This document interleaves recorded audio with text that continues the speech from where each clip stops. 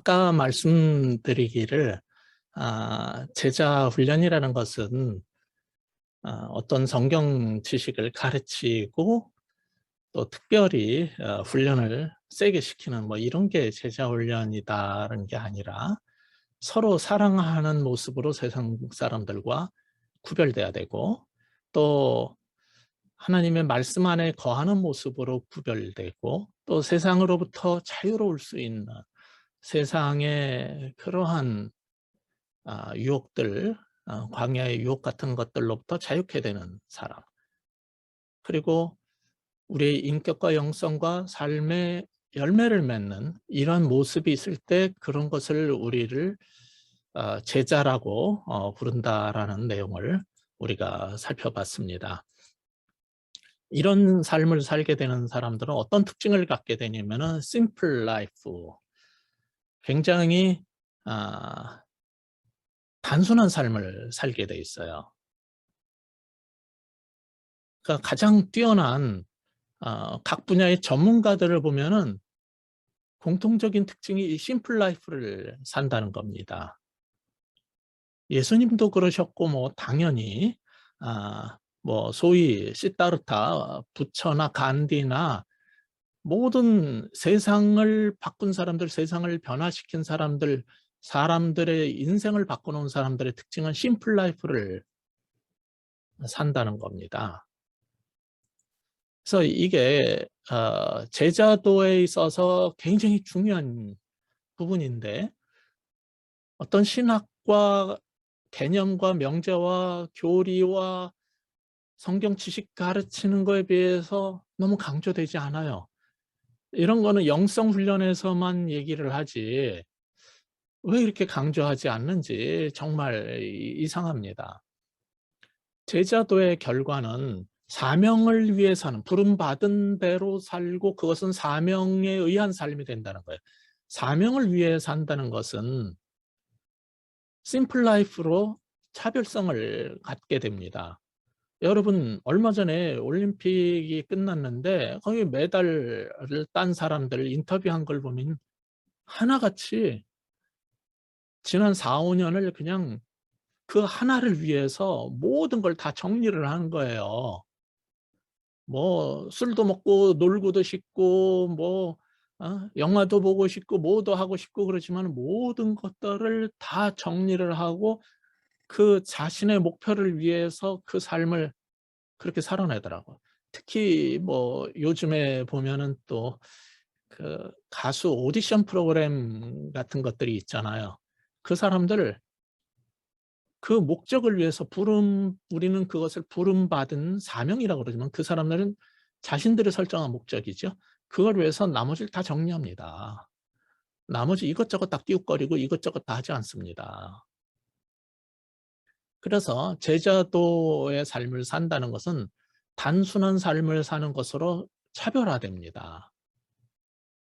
그것은 우리도 살면서 부족한 게 있고 불편한 게 있어요. 그러나 그걸 다 가지려고 다 얻으려고 모든 화려한 것들을 다 가지려고 애쓰지 않는다는 거예요. 사도 바울처럼 그것은 뭐로 이어지냐면은 자족의 삶으로 이어지게 돼 있어요. 이 단순한 삶은 반드시 자족의 삶으로 이어지게 되어 있습니다. 그러니까 많은 사람들이 뭐 나는 모든 것을 할 수 있느니라 이거를 막 그냥 신념처럼 믿고 써붙이는데 그래요. 그래서 나는 대통령이 될 수 있다 그런다고 다 대통령이 됩니까? 예. 나는 BBB 이 회장이 될 수 있다. 그렇게 믿었다고 다 회장이 자동으로 되는 겁니까? 그 믿음이 없어서 안 된 거예요? 그렇게 말하면 안 되죠. 그 구절은 내가 모든 것을 주 안에서 모든 걸 할 수 있다는 것은 그 앞에서 그건 문맥 속에서 봐야 되는데 그 앞에서 모든 걸 가졌을 때도 거기에 합당한 삶을 살고 갖지 못했어도 합당한 삶을 살고 내 소유에 많고 적음하고 관계없이 아 자족하는 삶을 살고 주 안에서 내가 해야 될 그 사명을 감당하는 삶을 산다는 얘기지 모든 걸 할 수 있다는 얘기가 그런 식으로 내가 신념을 가지면 다 된다는 식으로 엉터리 설교를 하도 많이 들어 가지고 그런 걸 또 적극적 사고방식, 긍정적 사고방식 이래 가지고 하도 퍼뜨려 놔 가지고 그렇게 사는데 그거 아닙니다. 자족하는 삶을 살면서 그 자족하는 삶을 산다는 것은 그것으로 만족하고 기쁨을 누릴 수 있어야 되는데 그러려면은 세상 걸 너무 많이 붙잡고 있으면 안 돼요. 세상 일을 우리는 해야 하지요. 목사도 해야 합니다. "여러분 교수 되면 좋겠다." 그러고 교인들은요 "목사는 참 좋겠다."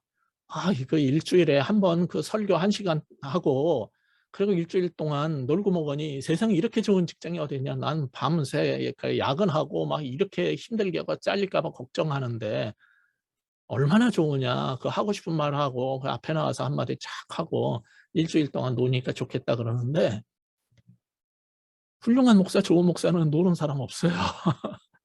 내내 일합니다. 그래도 직장인들에 비해서 보수가 일반적으로는 아주 그 초대형 교회에 아주 이상한 목사들 빼고는 특수한 목사들 빼고는 대개 자신의 노력에 비해서 굉장히 적은 보수로 일을 합니다. 요즘엔 목사가 되려면은 대학교를 나오고 신대원은 대학원 과정으로 돼 있어요, 신학교가. 지금 바뀌어 가지고. 그럼 대학원을 졸업해야지 목사가 될 수 있단 말이에요. 그다음에 전도사, 강도사, 부목사 뭐 이렇게 해 가지고 목사가 돼요.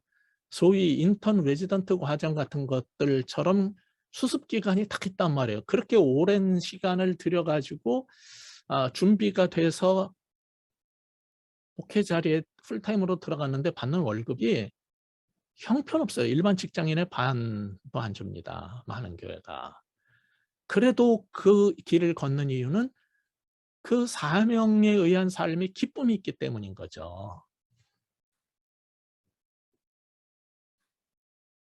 그거 없으면은 그 기쁨과 만족과 보람이 없으면은 어떻게 자족의 삶을 살 수 있습니까? 저는 교수지만은 신학대학원에서 강의를 합니다. 그리고 특히 우리 학교 같은 경우는 일반 대학처럼 뭐 3 학점짜리 한 3 과목 하면 되는 게 아니라 2 학점으로 대부분의 과목이 돼 있어 가지고 그것도 다른 데처럼 9 학점이 아니라 12 학점 이상을 기본 시수로 해야 되니까 6 과목을 가르쳐야 되고 주간, 야간 뭐 심지어는 월요일부터 매일 하고 토요일이면 회의를 하고 일요일, 주일에는 또 학교 교회에 나오라 그럽니다. 저는 지금 제가 설교를 주일에 하고 있기 때문에 가끔 가다만 도장 가끔 찍으러 가끔 가다만 가고 못 가지만은 그것도 가야 돼요. 주 7일 나옵니다. 그렇다고 다른 학교보다 많이 일한다고 더 주느냐? 그렇지 않아도 그냥 제자들을 가르치고 훈련시키고 또 복음 전하는 이런 사역 때문에 기쁨으로 하는 거예요. 그러니까 이 자족의 삶을 살려면요. 세상 것도 잡고 하나님 일도 잡고 이것도 갖고 저것도 갖고 싶어 가지고 모든 거를 다 양다리 걸치고 다 하려고 그러면은 심플 라이프가 안 돼요. 그리고 자족의 삶을 살 수 없어요. 근데 어떤 사람들은 저 사람은 충분히 더 이상의 것을 할 수 있는데 더 가질 수 있는데 '왜 저렇게 살까?' 그런데도 기뻐하며 즐겁게 사네. 나는 돈도 더 많이 벌고 강남의 비싼 아파트에 나는 좋은 차를 타는데도 왜 나는 하루하루가 고통스럽고 힘든데 저 사람은 왜 이렇게 매일 룰루랄라하고 즐겁게 살까? 그거는요 가치관이 달라서 그런 거예요. 세상을 사는 가치관이 사람마다 다 있는데 크리스찬의 가치관을 가지고 살기 때문에 그래요. 성경적인 그 사명에 의해서 하나님이 주신 사명에 의해서 살기 때문에 자족할 수 있는 거예요. 그러니까 능력이 없어서가 아니라 내가 능력이 있는데 능력이 있기 때문에 이것도 하고 저것도 하고 뭐도 하고 다 벌려 놓겠다 그러는 게 아니라 정말 제자로서의 삶을 살고 싶고 제자 삼는 삶을 살고 싶으면은 여러분 정리를 하고 심플하게 인생을 만들 필요가 있는 거예요. 저도 이제 그 교수는 만 65세 마지막 날까지 할 수 있기 때문에 제가 은퇴할 날이 2 년이 안 남았어요. 그러면 제가 지금 무슨 생각하는지 아세요? '일을 버리지 말자. 어떻게 잘 마무리를 하고 인제 얼마 안 남은 잘 마무리를 하고 그 이후의 삶을 은퇴 이후의 삶을 어떻게 살아야 할까?' 그러면요, 저도 심플 라이프를 준비해야 되는 거예요. 이것저것 일을 벌이고 돈 들어갈 때를 만들고 뭐 시간을 나눠 써야 되고 뭘 많이 할 게 아니라 제일 내 인생에서 중요한 게 뭔가를 생각을 하고 그걸 위해서 내 생활을 심플하게 바꿔야 되는 거예요. 그리고 거기에서 고민되는 것 중에 하나는 현실적으로 생활비 문제 아니에요. 뭐 연금 나오는 거 가지고 지금 직장 생활할 때 받는 월급처럼 그렇게 살 수는 없는 거잖아요. 그것이 뭐 넉넉한 건 아니다 할지라도 은퇴하면 더 적어지잖아요. 그때 필요한 게 뭐예요? 자족의 삶이에요. 이때 자족을 줄 수 있는 거는 내 인생의 가장 큰 보람이 되는 거죠. 저는 아 대학원 박사과정을 전자공학 컴퓨터를 했고 직장 생활 연구소 생활을 했고 저도 목사가 아니면은 이거보다 나은 생활을 경제적으로는 낮게 살 수 있다는 걸 알지요. 근데 왜 그러냐면은 그걸 다 붙잡고는 참된 영원한 것들, 생명의 것들을 정말 참 기쁨을 누릴 수 없고 그런 삶을 살 수 없다는 걸 알기 때문에 버린 거예요. 그러니까 여러분 능력이 있어도 다 가지려고 하지 마세요. 제자의 삶을 제대로 살고 싶고 제자 삼는 삶을 살고 싶으면은 살다가 보면은 능력이 있으니까 뭔가 주어지는 기회도 많고 세상 낙을 얻을 수 있는 기회도 많아요. 그런데 거기에서 만족을 얻으려고 하지 마세요. 더 중요한 걸 위해 가지고 나머지를 덜 중요하게 여길 줄 알아야 돼요. 이거는요, 제자 훈련이 되고 영성 훈련이 되고 영성 깊은 그리스도인이 되지 않으면 불가능합니다. 만약 여러분이 그런 삶을 살면은 세상 사람들이 여러분을 보고 '저 사람은 참된 제자다. 그리스도의 사람이다.' 왜? 우리들과 다르기 때문에. 그래서 하나님께 영광을 돌리고 '나도 당신이 믿는 예수님을 믿고 싶습니다. 나를 제자 삼아 주세요.' 이렇게 나올 수 있는 거지. 사는 거는 엉망이면서 맨날 "예수 믿어라. 채플 나와라. 성경 공부해야 된다. 내가 사장인데 너네들 내가 인도하는 성경 공부 안 나오면은 다 잘라 버릴 줄 알아." 이런다고 복음이 전해지고 하나님께 영광이 돌아갑니까? 그렇지는 않아요. 그러니까 이렇게 심플 라이프를 살고 자족의 삶을 살게 되면은 사람들이 뭐라 그러냐면 "저 사람은 레디컬해." 이렇게 말할 겁니다. 제 그 서가에 레디컬이라는 책도 있어요. 원래 기독교의 교인이 된다는 거는요, 레디컬한 삶으로 들어가는 거예요. 예수 믿고 그리스도의 제자가 되는 것은 레디컬하게 보이는 거예요, 세상에서는. 과격해 보이는 거예요. 우리는 '저 사람은 너무 과격해. 저 사람은 너무 급진적이야.' 사실 나이가 들면은 사람들은 변화를 싫어하게 돼 있어요. 그래서 젊은 날에는 자기도 데모하고 뭐 "진보적인 성향을 보였다."라고 막 자부하면서도 지금 이제 보수 쪽에 있는 사람들이 있잖아요. 그게 사람이 나이를 먹으면은 처음에 저는 40 대까지만 해도요, 찬양할 때 미국에서나 한국에서나 정말 빠른 템포의 복음 성가가 좋았지 느린 그 찬송가 부르는 게 너무 졸리고 지루하고 싫었어요. 청년들이 찬송가 안 부르고 복음 성가 주로 부르잖아요. 그런 게 훨씬 좋았고 나중에는 음악적으로도 굉장히 다양하고 어 역동적인 음악을 좋아했어요. 근데 60쯤 지나면서부터 무슨 일이 생겼냐면은 찬송가가 좋아지기 시작하고 빠른 음악이 힘들어. 따라 부르기도 힘들고 내 심장이 늦게 뛰는 것 같아요. 나이 들면서 모든 게 느려지는 것 같아요. 인제 빨리빨리 뭘 하는 게 힘들어. 그러니까 사람은 나이를 먹으면은 점점 안정을 추구하고 보수화되게 돼 있어요. 그렇기 때문에 의도적으로 머리는 삶은 진취적이고 개혁적이고 그런 것을 향해서 노력하지 않으면요, 사람은 굉장히 전통으로 돌아가고 보수화되고, 보수가 가치관적으로는 좋은 거지 삶의 방식과 발전을 위해서는 좋은 게 아니에요. 그런데 우리는 침잠하고 빠져들게 돼 있다는 걸 알아야 돼요. 예수님 믿고 제자로 사는 것도 마찬가지입니다. 오랫동안 교회를 다니고 신앙생활을 한 사람, 특히 종교 지도자들은 저 사람들, 루터, 켈빈, 저 사람들은 우리한테 프로테스트를 해, 저항을 해, 저항구냐? 저것들은 왜 저래? 어? 개신교 프로테스탄트라고 그러잖아요. 쟤네들은 우리들한테 프로테스트 하는 사람들이야? 우리는 1600년간 지켜온 교회 전통이 있는데, 교회의 신앙의 길이 있는데 그거를 저들은 깨려고 해? 죽이고 싶은 거죠. 그렇게 해서 개혁을 하고 나온 루터, 켈빈이 이런 사람, 스빙글리, 부처 이런 사람들이 이제 루터파나 개혁파 사람들인데, 이 사람들이 근데 또 누구를 죽이려고 했냐면은 아나베프티스트들을 죽이려고 했어요. 왜? 그들은 가톨릭이 볼 때도 개신교인들이 볼 때도 과격하고 급진적이라고 그랬어요. 물론 하도 자기네들이 했던 게 옳지 않고 니네들은 그 개혁파나 루터파나 천북 성례에 대한 개념도 그렇고 교회 운영하는 방식, 예배에 대한 방식이 가톨릭에서 그리 벗어나지 않았다.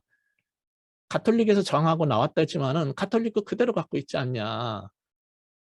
이런 것 때문에 바꿀 때 확실하게 바꾸자 이러고 나오니까 과격하고 급진적이라고 죽이려고 들었어요. 양쪽이 다 죽이려고 들었어요. 세상은 그렇게 레디컬한 거 싫어합니다. 이거를 똑같이 경험했던 분이 누구냐면 예수님입니다. 수천 년 동안 유지해온 토라에 기초하고 하나님 제대로 믿기 위해서 애써온 그 결과 만들어온 유대교가 있는데, 그 유대교의 제사장들이 볼 때, 서기관들이 볼 때, 바리새인들이 볼 때 예수님은 너무 레디컬했어요. 그리고 그 이후에 예수님뿐만 아니라 사도시대의 제자들도 너무 레디컬했어요. 그리스 로마 문화권에서 소아시아, 지금 터키의 에베소 지역에서 바울의 사역 방식, 삶의 방식 너무 레디컬했어요. 사도 바울, 베드로, 야고보, 요한 전부 레디컬했어요. 그래서 그토록 핍박을 당하고 저항을 받은 겁니다. 여러분 아셔야 될 게 있어요. 예수님의 고결한 사랑은 항상 우리로 하여금 더 온전한 것에 대한 갈망을 불러일으켜요. 그래서 참된 사랑을 경험한 사람은 항상 세상이 주는 만족에 만족하지 못하고 항상 위를 향해서 하늘을 향한 시각을 갖게 됩니다. 세상이 보여주는 이런저런 보여주는 게 있는데 그런 시시한 거에 끌려서 내 시선이 밑으로 땅으로 아래로 내려가지 않습니다.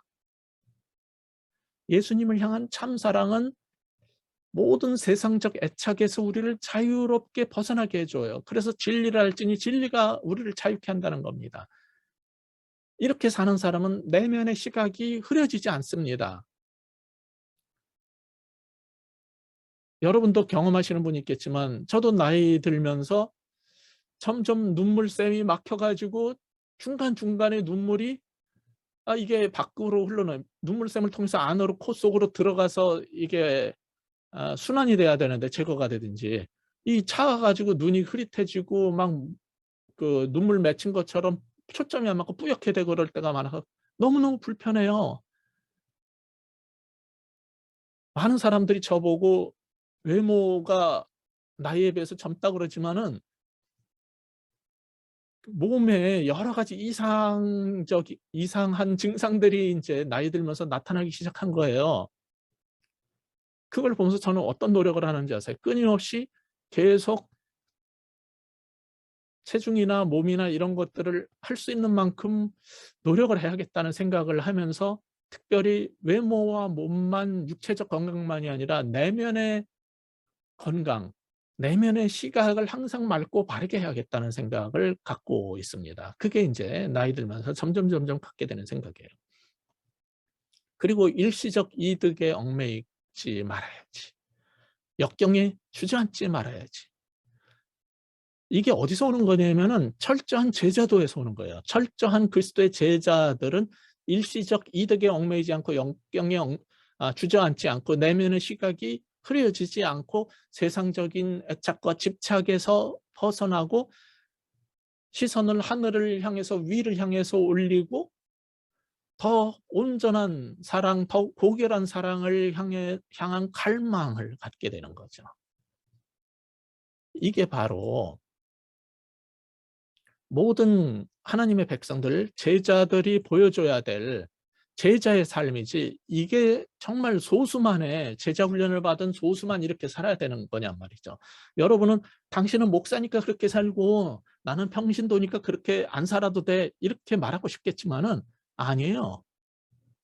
아시다시피 집사만도 못한 목사가, 집사만도 못한 장로가 얼마나 많습니까? 예. 저도 저희 교회 교인 가운데 참 훌륭하다고 생각하고 존경스러운 분이 있어요. 그는 신학도 안 하고 목사도 아닌데 왜 그렇게 사냐고요. 강남에서 제일 비싸다는 아파트 중에 하나에 사는데 그냥 사는 거 보면은 너무 평범하고 가난한 사람처럼 살아요. 그 남편은 직장 때문에 벤츠 S 시리즈를 타도 그 부인은 조그만 차, 소형차를 탑니다. 국산. 옷 입는 거나 먹는 거나 가능하면 절약하고 아끼고 그렇게 해 가지고 교회에 힘든 사람들 선물해 주고 뭐 사 주고 이러는 거 보면은 정말 너무너무 훌륭해요. 그 사람은 예수님의 제자입니다. 이게 목사만 제자가 돼야 되고 그냥 일반 교인들은 제자가 아니어도 되는 게 아니란 말이에요. 근데 그 사람은 제자 훈련을 특별히 받았느냐? 저하고 뭐 기본적인 반은 하나는 했지만은 기회가 안 돼 가지고 또 그 이후의 걸 제가 이 코로나 시대에 더 해줄 수가 없어서 못 했지만은 그는 신학을 한 사람 못지않게 훌륭한 제자의 삶을 살고 있어요.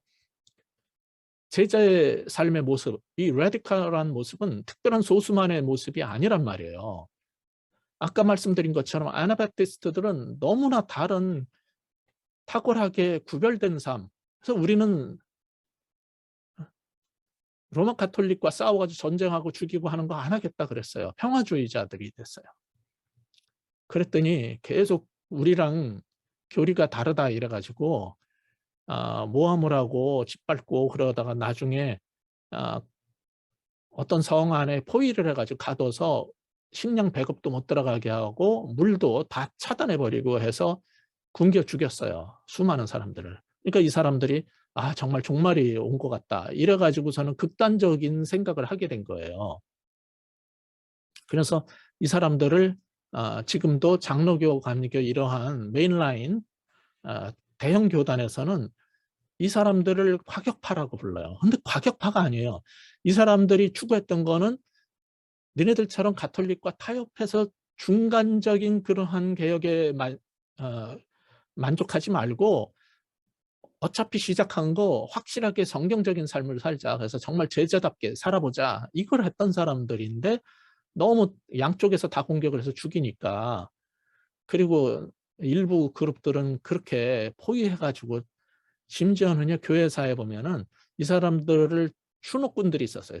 추적해서 죽이려는 사람들이 가톨릭과 개신교 특히 그 개혁파 장로교에서 많이 있었어요. 근데 추운 겨울날 또 추적자가 오니까 도망을 가는데 호수 어른대 위를 막 뛰어 가지고 도망을 가는데 뒤쫓아오던 이 아나바프티스트들을 잡으려던 사람들이 물에 빠져서 얼음이 깨지면서 물에 빠져 가지고 죽게 된 거예요. 그러니까 돌아가 가지고 그를 건져 주고 다시 잡혀가서 혀가 잘리고 껍데기가 벗겨져서 죽은 그런 일들이 교회사 속에 있어요. 이 사람들을 과격하다, 급진적이다라고 말할 게 아니라 누군가는 핍박을 받아도 박해를 당해도 성경이 말하는 참다운 제자의 삶을 살겠다고 한다는 거죠. 그런 사람들만이 정말 하늘의 소망을 두고 그대로 살려고 애쓴 사람이라고 하는 칭송을 받을 수 있을 거예요. 그럼 이런 제자도의 본질이 뭐냐? 복음의 정수가 뭐냐? 예수님의 십자가의 죽음과 부활의 삶이 복음의 정수인데 제자도의 본질은 여기에 있는 거예요. 예수님의 발자취를 따라서 우리도 복음을 위해서 십자가의 삶을 사는 거죠. 오늘날 우리는 십자가를 다시 질 필요가 없습니다. 예수님이 단번에 영원한 제사를 드렸기 때문에 또다시 십자가를 질 필요가 없어요. 그러나 십자가의 삶을 이 교회를 위하여 이 남은 고난을 내가 감당하고 채우리라는 각오로 십자가의 삶을 살아야 돼요. 그럴 때 부활의 축복이 우리가 옳다는 것을 보여주는 그 가치와 의미를 더 느낄 수 있을 거예요. 그래서 우리는 그리스도인답게 살다가 부활이 있다는 소망 때문에 세상에서 부활의 권능을 얻으려고 하지 않고 세상이 주는 파워에 얽매이지 않고 세상이 주는 돈과 명예와 권력에 휘둘리지 않고 자유케 되는 삶을 살 수 있는 거죠. 그게 다른 모습이라는 말이에요. 이런 거를 알면은 이제 우리가 해야 될 제자 훈련이란 무엇인가를 본격적으로 얘기할 수 있게 됩니다. 자, 많은 사람들은 특별히 내가 공부시키고 훈련시킨 몇 명만 제자고 너희는 그런 제자가 돼야 된다 그러면 나머지 그리스도인들은 대충 살아도 되고 종교인으로 남으면 된다는 말입니까? 아니라고 그랬죠. 성경은 모든 그리스도인을 제자라고 부르고 제자의 삶을 살도록 기대하고 있단 말이에요. 우리는 BBB 리더 여러분들은 무슨 사명을 가졌냐면 모든 사람들에게 복음을 전해서 그들이 다 그리스도의 발자취를 따르는 제자가 되게 하려는 사명을 받은 사람들이에요. 즉 모든 그리스도인이 성경이 말하는 제자로 살게 해야 되는데 그러기 위해서는 몇 가지 우리가 극복해야 될 점들이 있어요. 현재 하고 있는 제자훈련 방식의 문제점들이 있는데 그걸 몇 가지를 좀 극복을 해야 됩니다.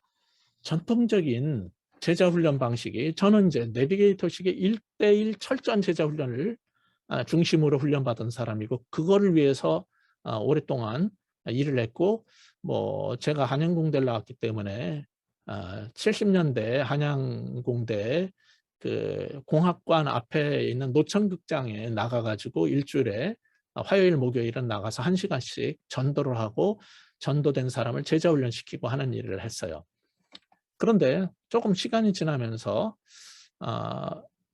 사랑의 교회 옥하나 목사님이 그 제자훈련이 굉장히 좋다는 걸 알게 돼가지고 교회 안에서 제자훈련을 하겠다라는 시도를 했어요. 그게 전교인 제자훈련이 이제 오늘날 한국교회에 들어오게 된 제일 큰 전기지만은 그건 교회 안에서 했기 때문에 그렇다는 거고 교회 밖에 패러철치들은 그 전부터 오래전부터 제자훈련을 강조해 왔었어요. 근데 사랑의 교회에서 전교인 제자훈련을 했는데 사실은 그것이 본인이 옥 목사님 본인이 목회나 제자훈련 사역이 성공했다라고 말하지는 않아요. 특히 지금 그 제자훈련을 이어받았다는 그 사람들이 하고 있는 교회들, 사랑의 교회를 포함해서 그런 교회들 보면 상당수가 제자훈련에 있어서 성공적이지 못한 모습을 보이고 있습니다. 왜 그럴까? 그들은 전교인을 제자훈련 시키겠다는 그 의도는 굉장히 좋은 거였어요. 그런데 그걸 하기 위해서 전통적인 제자훈련 단체에서 말했던 원리들을 그대로 가져갔어요.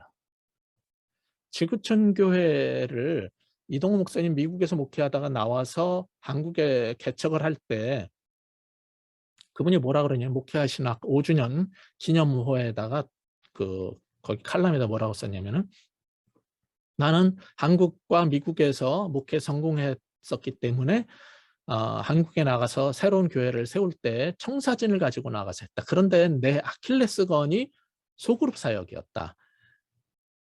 교회 안에 제자훈련도 하고 성경부도 시키고 소그룹 사역을 많이 했는데 항상 그것이 원하던 그 수준에 올라가지 못했고 나는 거기에 있어서 어떻게 해야 될지 몰랐기 때문에 실패했다는 거예요.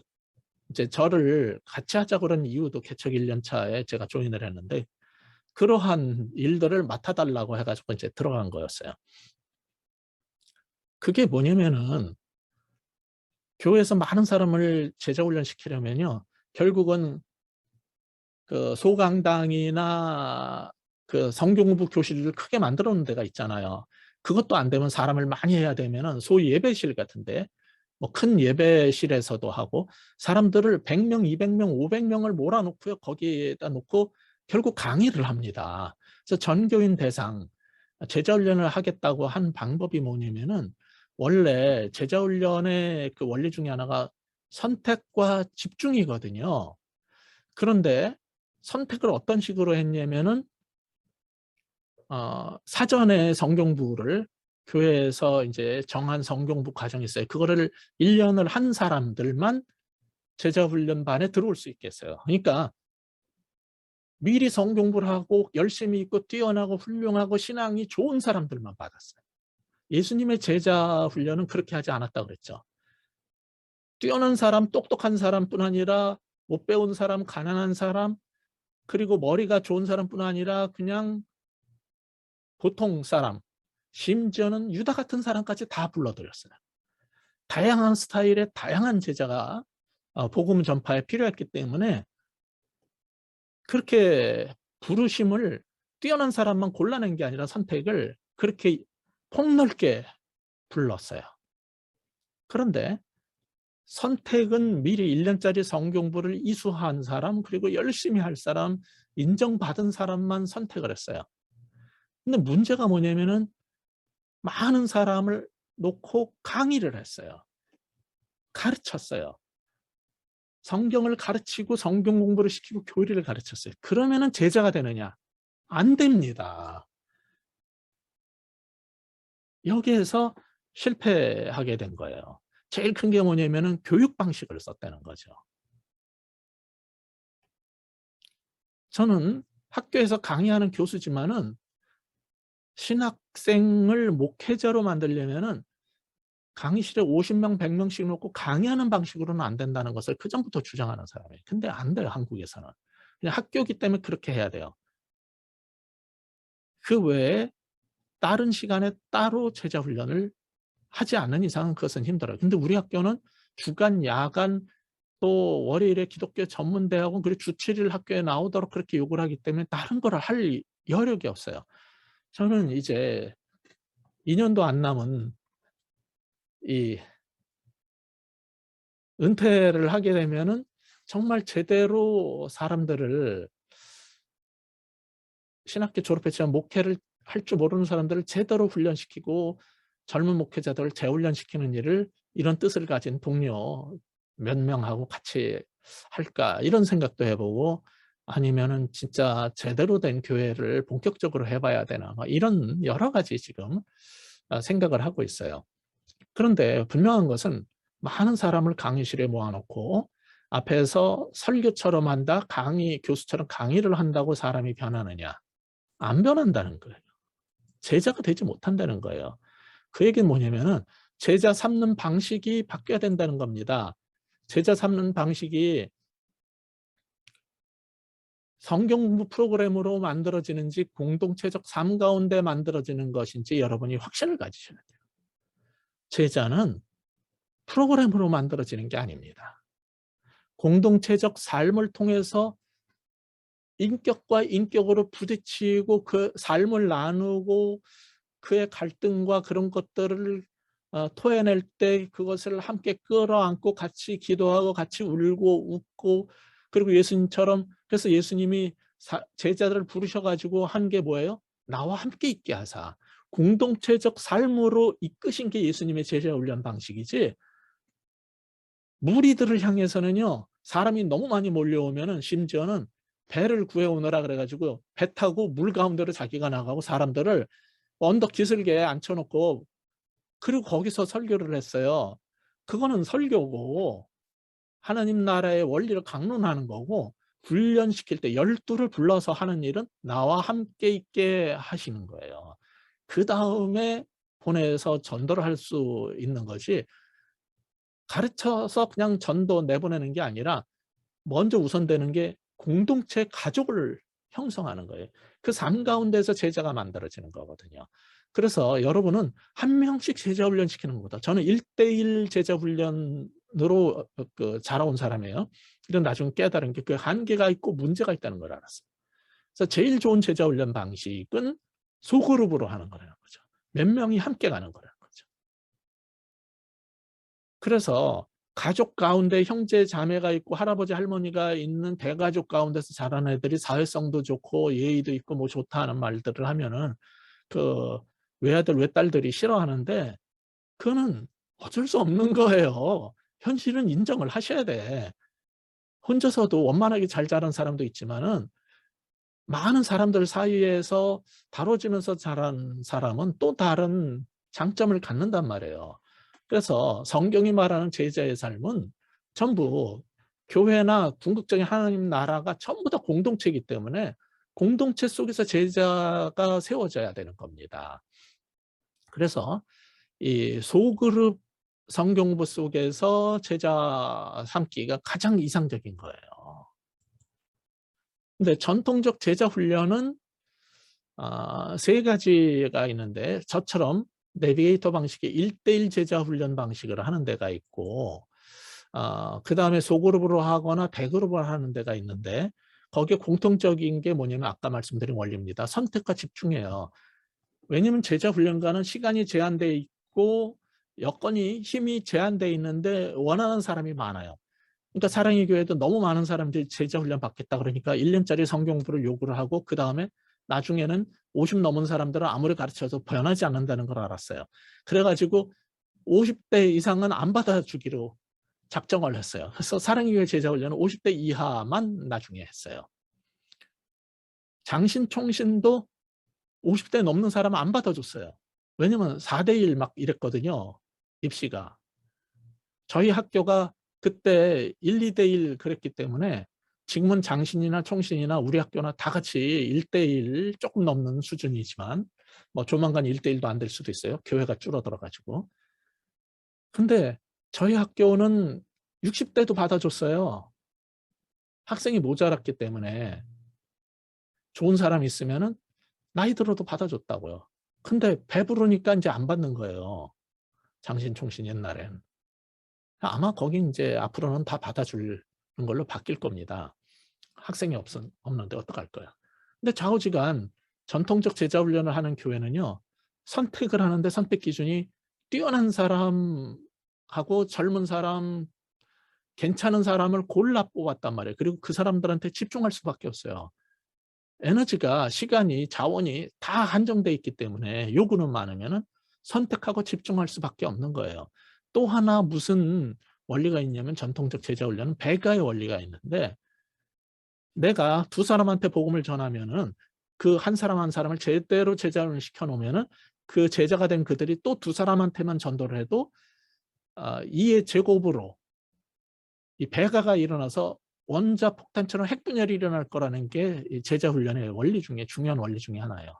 이거 완전 사기입니다. 이게 왜 안 되는지는 제가 셀 사역이나 가정교회, 셀교회 사역에서 그걸 이제 자세히 설명을 하는데, 제가 7-8년간 이런 원리에 따라 제자 훈련 사역을 했는데, 아니 생각해 보니까 지금껏 내 앞에서 수십 년간 이런 제자 훈련을 했는데, 그러면은 그 원리대로 하면 이에 N승이 되면 벌써 세계복음화가 끝났어야 되는데 왜 안 되지? 이게 어느 날 궁금해진 거예요. 그리고 가만히 보니까 제가 공학을 했으니까 뭐 핵물리학도 원하면은 이제 찾아가지고 공부를 하면은 알 수가 있단 말이에요, 그 원리를. 근데 자연계에서는 원자폭탄 우라늄이나 플루토늄 같은 거 그거 어디서 만들어지냐면은 광산에서 파오는 거예요. 그럼 우라늄 광산이 왜 폭발을 안 합니까? 원자탄처럼. 이유가 있어요. 하나는 고농축이 필요해. 선택하고 집중처럼 아주 고농축이 필요해. 또 하나는 그렇지 않으면 배가가 안 일어나요. 그다음에 배가를 일으키는 그냥 놔두면 이게 배가가 일어나 가지고서는 핵분열이 일어나서 터져버리기 때문에 그거를 분리시켜 놨어요. 그리고 원자폭탄은 그것을 제한된 닫혀진 통 속에 넣고서는 다른 화약을 넣어 가지고 화약이 트리거가 돼서 촉발을 시켜서 두 개를 충돌을 시키면은 뭐 중성자 충돌, 양자 충돌 뭐 이런 것들을 통해 가지고 핵분열이 일어나게 하는 어떤 여건을 만들어야지 배가가 일어나는 거지. 핵분열이 일어나는 거지. 자연계에서는요. 하나님이 지구 폭발하지 않게 자연계에서는 배가가 안 일어나게 해 놨어요. 그러면은 제자 훈련을 했는데 왜 배가가 안 일어나냐면 자연계에서는 이거 안 일어나요. 그러면 어떻게 해야지 배가가 일어나느냐. 이거를 알아야 돼요. 이게 제가 셀교회나 제자훈련 아니 셀교회나 가정교회 사역 책에도 그걸 써놨고 그런 거를 이제 설명을 거기서 하는데 이게 이제 그 원리란 말이에요. 근데 이게 안 되는 거예요. 이게 돼야지 재생산이 되는데 재생산이 안 돼요. 뭐만 하냐면 암덩어리 같이 지네들이랑 똑같은 놈들만 모아가지고 계속 부풀리는 게 딴 교회 죽든 살든 우리만 커지면 된다는 게 이게 암덩어리거든요. 몸 안에서 그런 게 생기면 사람이 죽어요. 몸 전체가 죽어요. 하나님 나라에서 그런 교회가 많아지고 그런 단체가 많아지면 하나님 나라가 파괴돼요. 근데 이게 전통적 제자 훈련은 이 세 가지 원리에 의해서 움직여왔는데 이게 아니라는 거죠. 그리고 유형이 아까 말씀드린 것처럼 1대1만 있는 게 아니라 이게 이제 사실 단시간에 가장 집중적으로 빨리 훈련시키는 데는 좋아요. 세게 훈련시키는 데는. 그런데 문제가 뭐냐면은 인격적으로 모난 사람이 만들어져요. 자, 아까 재생산의 원리가 제자훈련의 원리 중에 재생산이 있다고 그랬죠. 제자훈련을 할 때 재생산의 원리에 속하는 것 중에 하나가 리더의 약점도 재생산된다는 거예요. 어떤 사람이 말씀 암송에 뛰어난 사람이 있으면 그 사람이 훈련시킨 제자들은 말씀 암송을 대체적으로 잘해요. 못하는 사람도 있지만 대체적으로 잘해요. 그게 재생산돼요. 근데 그게 싫어가지고 전혀 암송 그런 거를 어, 강조하지 않는 리더 밑에서 자란 사람은요. 성경 암송을 그 제자들이 되게 못해요. 똑같은 그의 약점이 재생산된단 말이에요. 그게 1대1 제자 훈련의 장점이지만 동시에 약점이에요. 그래서 제일 문제가 인격적으로 공동체적으로 한계가 있는 사람이 만들어지고 문제가 있는 사람이 생겨요. 제가 처음에 미국에 유학 갔을 때 매사추세츠 대학에서 컴퓨터 공학을 했는데 그때 보스턴 장로교 그거 이제 그만두고 이제 3년 들어갈 때 신학교로 옮겼어요. 그리고 보스턴 장로교회라는 데가 두 군데가 있었는데 보수적인 쪽에 미주 합동 측 교회에 전도사로 있었는데 그 교회가 그 중에서 제일 낮고 제가 거기에 대학 청년부를 한 6개월 지나가지고 100 몇십 명, 200명 가까이 돼가지고 한인 장년부보다 커지는 상황이 이제 한동안 있었어요. 그 청년 대학생들이 많이 온다는 소문을 듣고 한국에서 MIT에 유학 온 친구 중에 하나가 내비게이터 리더 출신인데 저는 이제 한양공대를 다녔기 때문에 한양대 캠퍼스 리더였고 그 친구는 외대 캠퍼스 리더였다 그러더라고요. 우리 교회 와가지고 대학 청년부에서 같이 일하고 싶다는 거예요. 그래서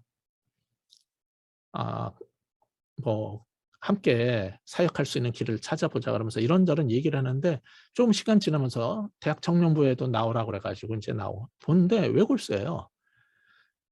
자기 신념대로만 하려고 그러지 하나도 남의 의견을 듣지 않고 타협하지 않고 화가 나면 막 뭐라 그러고 계속 못되게 굴어요. 그래서 왜 그런가 때문에 너무 갈등하고 힘들고 나중에 그것 때문에 이제 갈등이 생겨서 같이 일하기 힘들다 그러는데 그 친구의 문제점이 뭐였냐면은 너무 지나친 1대1 훈련만으로 평생을 살아가지고 독선적이 돼버린 거예요.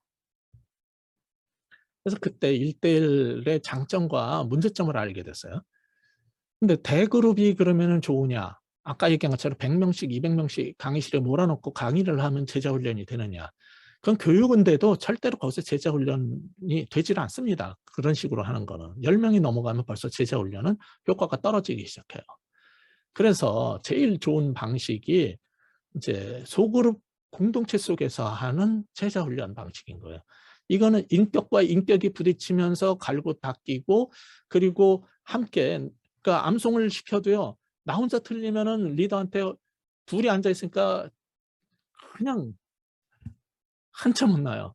근데 여러 명 중에서 한 5명 중에서 나만 틀린 게 아니라 딴 친구도 하나 틀렸어요. 또 한 명은 숙제 외우지도 못해서 하나는 무지하게 잘해. 또 한 명은 단 한 번도 1년 동안 틀린 적이 없는 애야. 이런 게 섞여 있으면요. 서로 도전이 되고 격려가 되고, 내가 잘못해도 그 속에서 살아남을 수 있는 길이 생기지, 내가 좌절하고 혼 맨날 나다가 기분 나쁘다고 때려치겠다 이렇게 되지 않습니다. 그래서 여러 면으로 영성, 인격, 교육, 훈련, 공동체성 형성, 가족의식, 이런 모든 면에서 볼 때 굉장히 좋은 점이 많이 생기는 거예요. 성공부를 해도, 자, 3번 문제 같이 읽어보시겠습니다. 자, 이거 왜 이렇게 됐다고 생각해요? 이게 답이 뭐예요? 그러면은 둘이 앉아 있을 때는 또 몰라? 야, 너 예습해온 거냐? 이러고 나오죠. 소그룹 속엔 괜찮아. 난 준비했는데 잘 모르겠는데, 형제 어떻게 생각해? 그러면 그 형제가 얘기하고, 그렇구나. 그거 들어보니까 난 또 이런 생각이 나네. 그러면서 서로 교류하고 이렇게 연결하면서 더 많은 것들이 쏟아져 나와요. 그러니까 이게 훨씬 좋은 방식이라는 거예요. 그러니까 여러분의 제자 훈련 방식이 소그룹 속에서 해야 된다는 거예요. 그리고 아까 말씀드린 것처럼 목표가 달라져야 되고, 그렇게 훈련시켰다고 쟤는 내 제자야, 이렇게 말하면 안 돼요. 내 제자를 만드는 게 아니라 예수님의 제자를 만들어야 돼요. 예수님이 제자 훈련 시킨 거는 뛰어난 개인의 하나하나의 12명이 아닙니다. 아까 말씀드린 것처럼 12제자단이라는 공동체, 새 이스라엘의 작은 공동체를 만드신 거예요. 하나의 작은 가족 공동체, 형제단이 이게 작은 교회가 된 거예요. 하나님은 새 이스라엘을 회복하러 오셨지, 이스라엘을 회복하러 오셨지 개개인을 위해서 오신 게 아니에요. 그런데 전통적 제자 훈련은 무슨 문제를 갖고 있냐? 엘리티즘이 제일 심각한 문제입니다. 이걸 깨야 돼요. 그럴 수밖에 없었던 이유는 아까 말씀드린 것처럼 시간과 자원과 내 힘에 제한이 있었기 때문에 효율을 위해서 엘리티즘이 나오게 된 겁니다. 근데 하나님 나라는 효율로 하는 게 아니에요. 하나님 나라는 모든 사람이 구원받고 다 제자가 되기를 원해요. 근데 제자 훈련 시킬 때는 어떻게 했냐면은 선발 대상을 엘리트만 뽑아요. 엘리트가 아닌 사람은 못 들어와.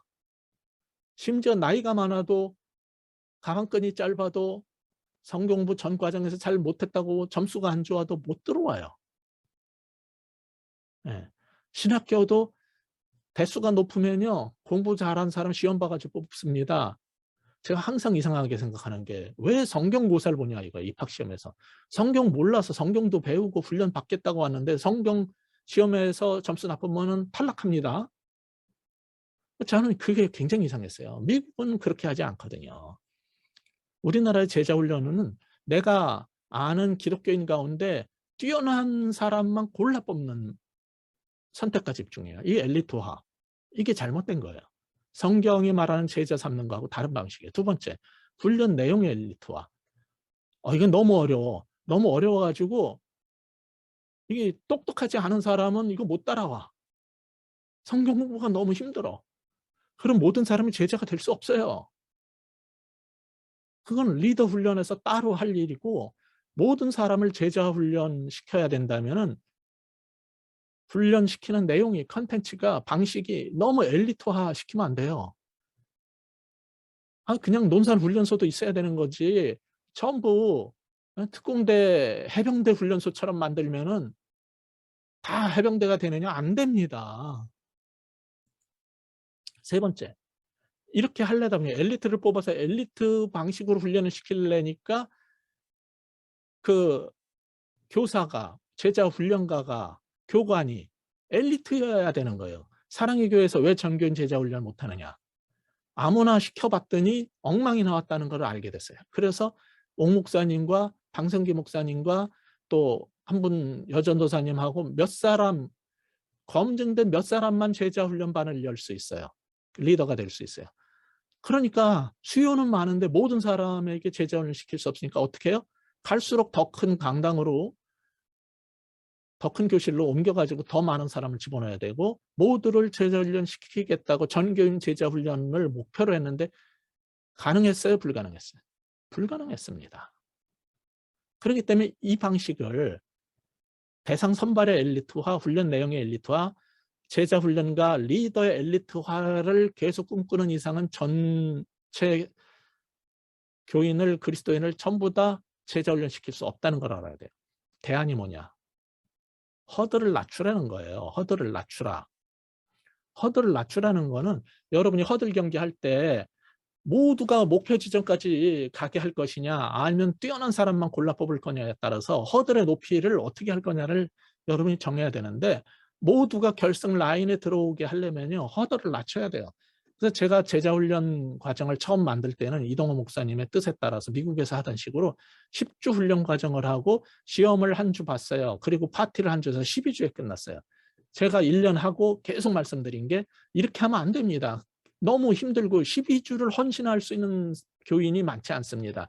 그러니까 방법은 이거를 7, 8주로 줄입시다. 그리고요, 나중에 제가 그 교회에서 7년, 8년째 사역하고 나올 때는요, 4주로 줄였어요. 모두가 필수반은 다 들을 수 있게. 대신 항존직 훈련, 이나 특별한 훈련에 가서는 그건 10주로 합시다. 전교인 대상으로 할 때는 12주짜리를 7, 8주로 내리고 그 다음에 4주로 낮췄어요. 허들을 낮춰야 되는 거예요. 기간도 낮춰야 되고 훈련도 쉽게 하고. 그렇지 않으면 모두를 제자훈련 시킬 수 없습니다. 여러분, 또한 이 대안 중에 하나가 주님처럼 함께 지내면서 삶을 나누고, 모든 교육 훈련은 교실에서 하는 게 아니라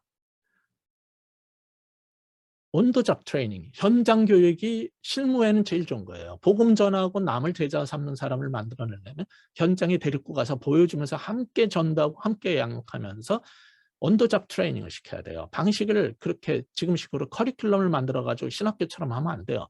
또 하나는 온타임 교육. 신학교는 원하든 원치 않든 1학년 1학기는 뭐 1학년 2학기는 뭐 2학년에는 무슨 과목 이렇게 해서 커리큘럼에 따라서 교육을 시켜요.